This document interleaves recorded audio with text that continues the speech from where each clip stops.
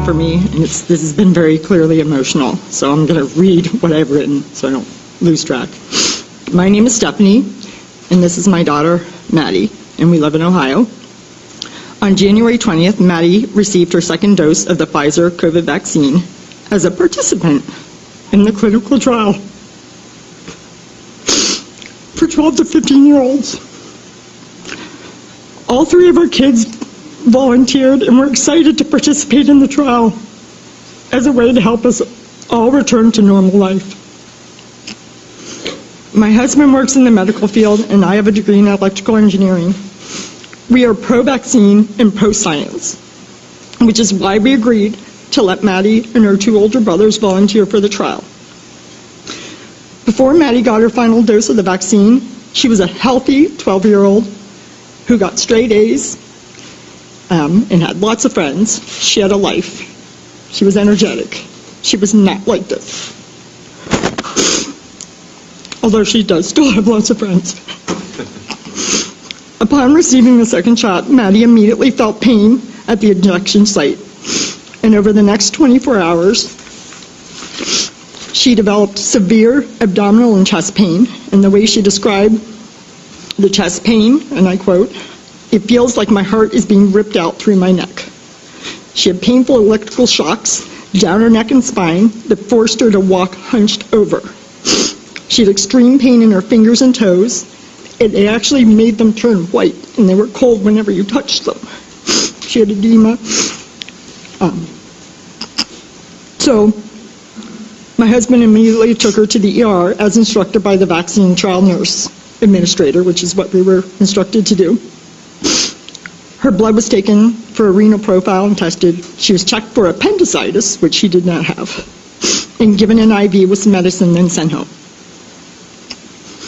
However, in the discharge papers from the Children's Hospital ER that she went to, the diagnosis stated adverse effect of vaccine initial encounter. This would be the only time that that was written in her medical charts, but it's in there. Over the next 2.5 months, her abdominal, muscle, and nerve pain became unbearable. She had developed additional symptoms that included gastroparesis, nausea and vomiting, erratic blood pressure and heart rate, memory loss. She mixes up words, brain fog, headaches, dizziness, fainting. She fell and hit her head, and then seizures. She developed verbal and motor tics. She had loss of feeling from the waist down and muscle weakness. Drastic changes in her vision, urinary retention and loss of bladder control, severely irregular and heavy menstrual cycles, and eventually she had to have an NG tube put in to get nutrition. All of these symptoms are still here today. Some days are worse than others. Our greatest challenge came when her doctors began to consider an alternative diagnosis. Well, she really didn't have one before, so it was the first one.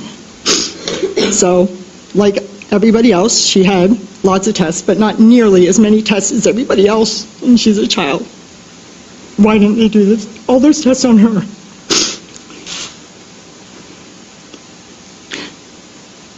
Sorry. So, because they couldn't figure it out, one physician labeled her as having functional neurologic disorder, saying it was due to anxiety. This concerned us, and we didn't agree with it because she doesn't have anxiety. Look at her.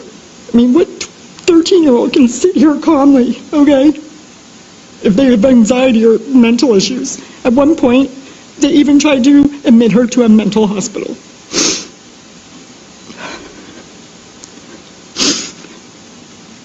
So we did seek additional medical opinions, some of which came from this group. In June, we connected her neurologist with another doctor that's doing research on adverse reactions like Maddie's. She was finally provided, but they finally gave her an MRI, did an MRI of her brain, an MRV, and a bunch of additional blood tests. It took 5 months to get that done.